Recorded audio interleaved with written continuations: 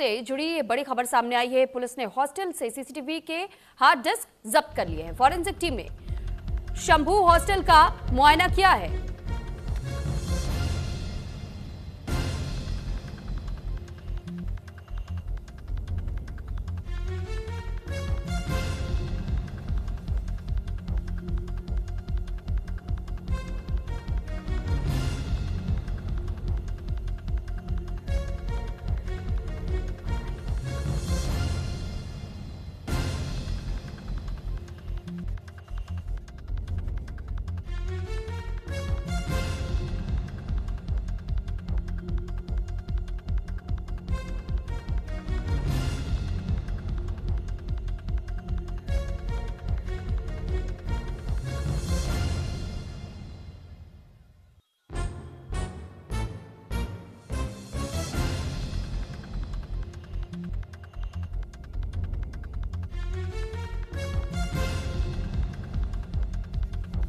जहां पर पटना में नीट छात्रा की मौत का मामला सामने आया था।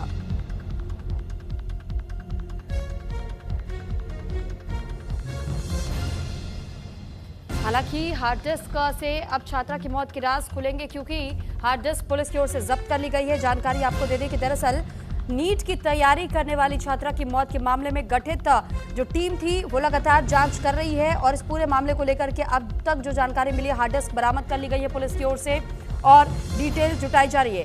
एसआईटी के साथ पुलिस मुख्यालय की ओर से एडीजी अमित कुमार जैन भी साथ में थे और एडीजी और आईजी ने मुनाजक स्थित गर्ल्स होटल के उस कमरे को भी देखा जिसमें छात्रा रहती थी। अधिकारियों के निर्देश पर कमरे को सील कर दिया गया ताकि फॉरेंसिक टीम जांच कर सके। एसआईटी पटना केंद्रीय प्रक्षेत्र के पुलिस महानिरीक्षक जितेंद्र राणा की देखरेख में फिलहाल ये टीम गठित की गई है, जो कि लगातार जांच कर रही है। तो पुलिस अधिकारियों की टीम ने गर्ल्स हॉस्टल के सभी तल को देखा। हर तल पर सीसीटीवी कैमरा पाया गया और अब इस मामले में उम्मीद ये की जा रही है कि सीसीटीवी फुटेज से भी कुछ और अधिक जानकारी जुटाई जा सके। इस पर ज्यादा जानकारी के साथ विकास ओझा इस वक्त हमारे साथ जुड़ चुके हैं पटना से। विकास, जानकारी चाहेंगे अब तक इस मामले को लेकर के क्या कोई नया अपडेट और सामने आया है?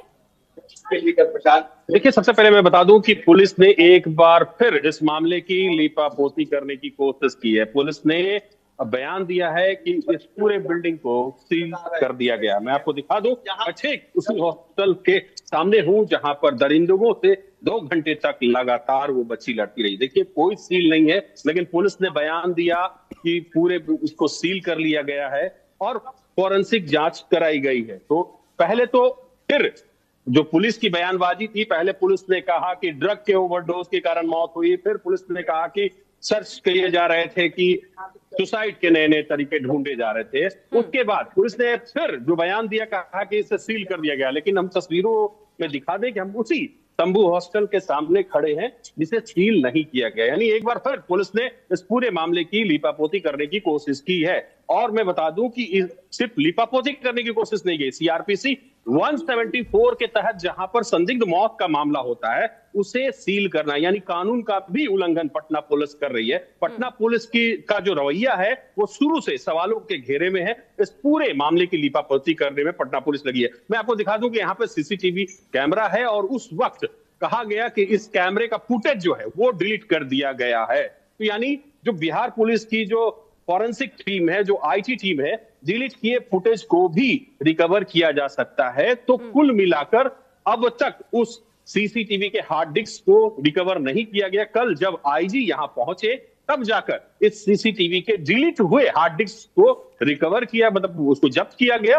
और उससे जो डेटा है उसको रिकवर करने की कोशिश बिहार पुलिस कर रही है। तो सवाल फिर वही है कि इतने दिनों तक पुलिस क्या कर रही थी। सवाल सिर्फ पटना पुलिस पर नहीं है, सवाल उस अस्पताल पर भी है, प्रभात मेमोरियल अस्पताल जो है, अस्पताल पे भी है, जिसमें जो रेफर करने की जो टाइमिंग है, जो इलाज का प्रोटोकॉल है, उसको फॉलो नहीं किया। हालांकि अस्पताल की तरफ से तरह तरह के बयान दिए जा रहे हैं, लेकिन अस्पताल भी अपनी जिम्मेदारियों से नहीं बच सकता है, क्योंकि जब उस बच्ची की तबीयत या जो हालात है वो बेहद खराब थे तो उसे हायर सेंटर रेफर किया जाना चाहिए था। तो आखिर 3 दिनों तक वो अस्पताल अपने अस्पताल में उस बच्ची को क्यों रखा, और आखिर में जब बच्ची की हालत बेहद खराब हो गई तब जाकर अस्पताल ने उसे रेफर किया। तो पुलिस एक बार फिर जो पुलिस का बयान आया कि इस जो शंभू हॉस्टल है, हम ठीक उसी शंभू हॉस्टल के सामने हैं, आप देख लीजिए तस्वीरों में। पुलिस ने कहा कि इसे सील कर दिया गया। विकास, आप ये कह रहे हैं कि जिस तरीके से पहले ड्रग्स का एंगल इसमें दिया गया था पुलिस की ओर से भी, जबकि परिजनों का ये कहना था कि उसके साथ यौन उत्पीड़न हुआ है। बार बार एएसपी एसएसपी भी अपने अपने जब बयान देते रहे तो उनकी ओर से इस बात से साफ ऐतराज किया गया। अब सवाल ये उठता है, जब पोस्टमार्टम की रिपोर्ट आई तो पोस्टमार्टम रिपोर्ट में इस बात का खुलासा होता है कि इस बात से बिल्कुल भी इनकार नहीं किया जा सकता है। सीधे सीधे शब्दों में कोट किया गया है, sexual violence can not be ruled out. तो इससे क्या मतलब समझा जाए? पुलिस क्या किसी को बचाने की कोशिश कर रही है यहां? निश्चित तौर पर जो पुलिस का रवैया है, पटना पुलिस का रवैया हुआ डे फर्स्ट से इस पूरे मामले की लीपापोती करने वाला रवैया रहा है। क्योंकि पुलिस के आप देखिए कितने गैर जिम्मेदाराना बयान है।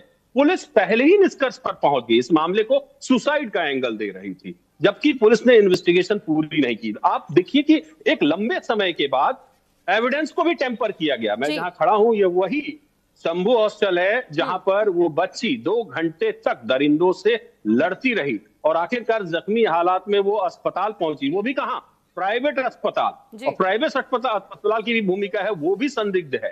तो यानी आप समझिए कि जो एविडेंस है उसको भी टेम्पर किए गए एक लंबे समय। आप समझिए कल जब आईजी आए तब यहाँ पर सीसीटीवी का जो हार्ड डिस्क जिससे ये तमाम फुटेज, ये जो कैमरा है, ये तमाम फुटेज जो वो डिलीट कर दिए गए थे, उस हार्ड डिस्क को रिकवर किया गया है। अब उस हार्ड डिस्क में डिलीट किए गए जो डेटा है उसको रिकवर करने की कोशिश पुलिस कर रही है। और जैसे ही ये डेटा रिकवर होगा, इन कैमरों में वो भी तथ्य सामने आएगा कि उस रात एक महंगी गाड़ी यहां क्या कर रही थी और किसकी थी। लेकिन सवाल पुलिस की नीयत पर है, क्योंकि पुलिस का नीयत जो है किसी ना किसी रसूखदार या सत्ता के प्रभाव में आई पुलिस बचाने की कोशिश कर रही है। ये एक साफ तौर पर इशारा कर रहा है। क्योंकि अगर परिजन, जो पीड़ित बच्ची है उसके परिजन अगर आंदोलन नहीं करते, सड़कों पर नहीं उतरते, तो पुलिस की पूरी तैयारी थी इस पूरे मामले को सुसाइड का एंगल देने की। यानी पुलिस की कार्यशैली जो है पर एक बहुत बड़ा प्रश्न चिन्ह खड़ा हो रहा है कि आखिर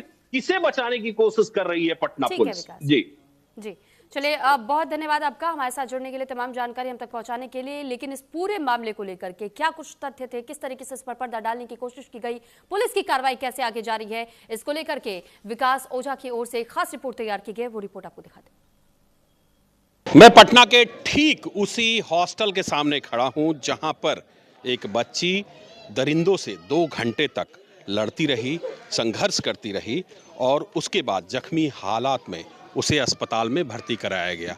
कई सवाल छोड़ गए उस बच्ची के मौत के बाद। पुलिस का जो रवैया था वो भी सवालों के घेरे में है, जो अस्पताल है वो भी सवालों के घेरे में है। अभी इस हॉस्टल में कोई नहीं है, अंदर से बंद है। यहाँ जब हम पहुँचे तो लोगों ने बताया कि अंदर कोई है, लेकिन वो अंदर से दरवाज़ा नहीं खोल रहा है। तो हम ठीक उसी हॉस्टल पर हैं। देखिए इस जगह पर वो जो शंभू हॉस्टल था उसका बोर्ड लगा हुआ था, जो अब हटा दिया गया है। तो कुल मिलाकर ये वही हॉस्टल है जहां पर एक बच्ची दरिंदों से बचने की कोशिश लगातार 2 घंटे तक करती रही। उसके बाद जख्मी हालात में उसे एक प्राइवेट हॉस्पिटल में भर्ती कराया गया। अब सवाल प्राइवेट हॉस्पिटल पर भी खड़ा होता है, पुलिस पर भी खड़ा होता है। पुलिस ने जिस तरह से अलग अलग तरीके से बयानबाजी की और अपने बयान बदले, वो निश्चित तौर पर इशारा कर रहे थे कि कहीं ना कहीं किसी रसूखदार व्यक्ति को बचाने की कोशिश हो रही थी।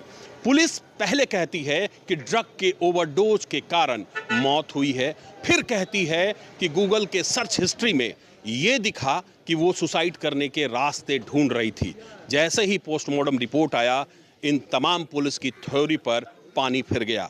पुलिस किसे बचाने की कोशिश कर रही थी, ये एक बड़ा सवाल है। क्या कोई रसूखदार व्यक्ति इसमें शामिल है जिसे पुलिस बचाने की कोशिश कर रही है? यहाँ कुछ स्थानीय लोग हैं, हम इनसे बात करने की कोशिश करेंगे। इस तरफ भी दिखा दें, मोहल्ले के लोग हैं जो यहाँ पहुँचे हैं, हम इनसे बात करेंगे और जानने की कोशिश करेंगे कि आखिर इन लोगों का क्या सोचना है, क्या कहना है।